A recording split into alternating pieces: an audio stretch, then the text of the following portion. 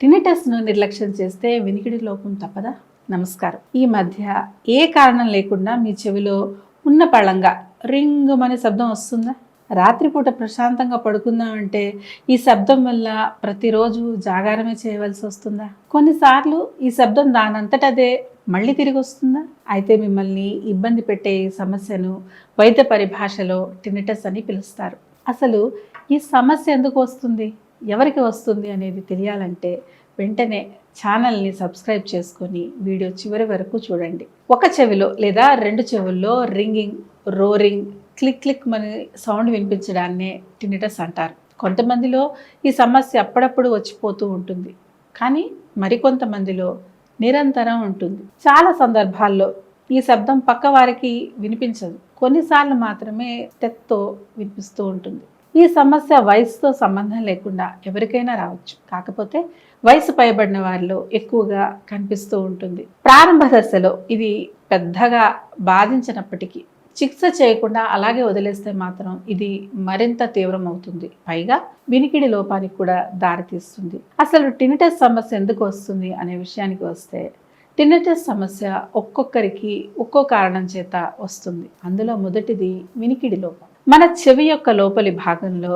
Cochlea అనే పిలువబడే ఒక సున్నితమైన సెల్స్ ఉంటాయి.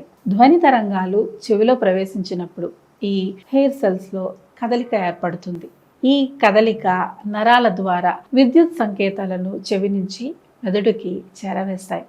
మెదడు ఈ సంకేతాలను ధ్వనిగా మార్చుతుంది. ఒకవేళ మీ చెవి లోపల భాగంలో ఉండే ఈ హెయిర్ సెల్స్ వంగిపోవడం లేదా విరిగిపోవడం జరిగినప్పుడు ఆ తరంగాలు లీక్ అయి టినిటస్ ఏర్పడుతుంది. వయసు పెరిగినప్పుడు లేదా పెద్ద పెద్ద శబ్దాలకు తీవ్రంగా బహిర్గతమైనప్పుడు ఈ హెయిర్ సెల్స్కు నష్టం కలుగుతుంది. ఇక టినిటస్ రావడానికి రెండవ కారణం చెవి ఇన్ఫెక్షన్ లేదా చెవి కెనాల్ మూసుకుపోవడం. ఏదైనా ఇన్ఫెక్షన్ చెవిలో గులుము, దుమ్ము, ధూళి లేదా ఇతర పదార్థాలు చెవిలోకి ప్రవేశించి కెనాల్ను బ్లాక్ చేయడం వల్ల చెవిపై ఒత్తిడి పెరుగుతుంది. ఈ ఒత్తిడి కూడా టినిటస్కు దారితీస్తుంది. కారణం ఏదైనా దాని ప్రభావం మాత్రం మానసికంగా బాధిస్తూ ఉంటుంది. ఒకవేళ ఈ శబ్దం నుంచి ఉపశమనం పొంది కాస్త హాయిగా పడుకోవాలి అంటే కొన్ని అద్భుతమైన రెమెడీస్ ఉన్నాయి. వాటి గురించి మా ఛానల్లో అప్లోడ్ చేశాము, కావాలంటే ఈ వీడియో పూర్తి అయ్యాక వెళ్ళి చూడండి, లింక్ డిస్క్రిప్షన్లో ఉంటుంది. ఇక టినిటస్ రావడానికి గల మూడవ కారణం తల లేదా మెడ భాగంలో గాయాలు. మీకు ఎప్పుడైనా తల లేదా మెడ భాగంలో ఏవైనా గాయాలు అయ్యాయా? ఒకవేళ అయితే వాటి వల్ల కూడా టినిటస్ వచ్చే ప్రమాదం ఉంటుంది. ఎందుకంటే తల లేదా మెడ భాగంలో అయ్యే గాయం లోపల చెవి వినికిడి నరాలతో లేదా వినికిడితో ముడిపడి ఉన్న మెదడు యొక్క పనితీరును ప్రభావితం చేస్తుంది. సాధారణంగా ఇటువంటి గాయాలు ఒక చెవిలో మాత్రమే టినిటస్కు కారణమవుతాయి.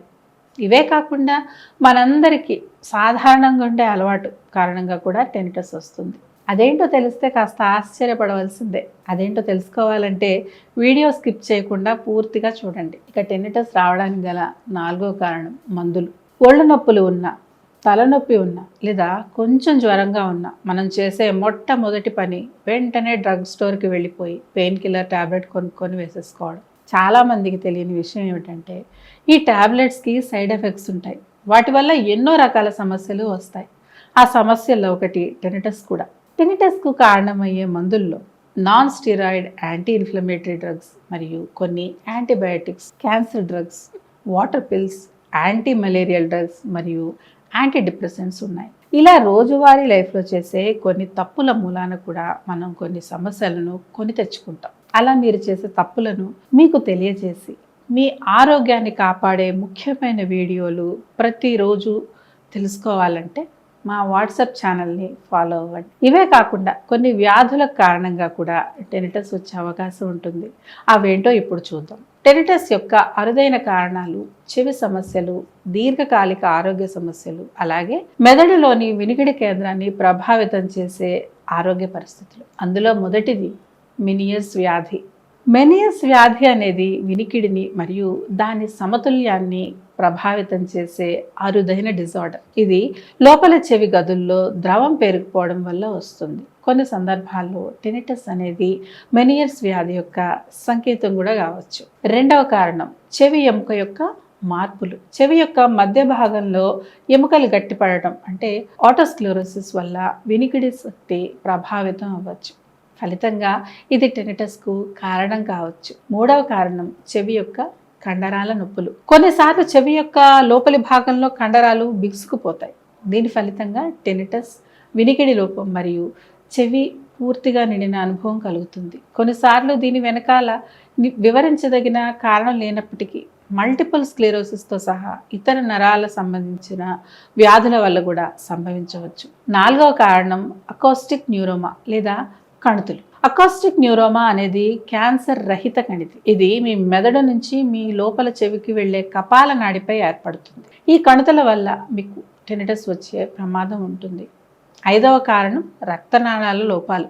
రక్తనాళాలను ప్రభావితం చేసే పరిస్థితులు అథెరోస్క్లెరోసిస్, అధిక రక్తపోటు లేదా రక్తనాళాల్లో ఏర్పడే లోపం వల్ల కలిగే రక్త ప్రవాహక మార్పులు టెనిటస్కు కారణమవుతాయి. ఇక చివరి కారణం దీర్ఘకాలిక ఆరోగ్య సమస్యలు.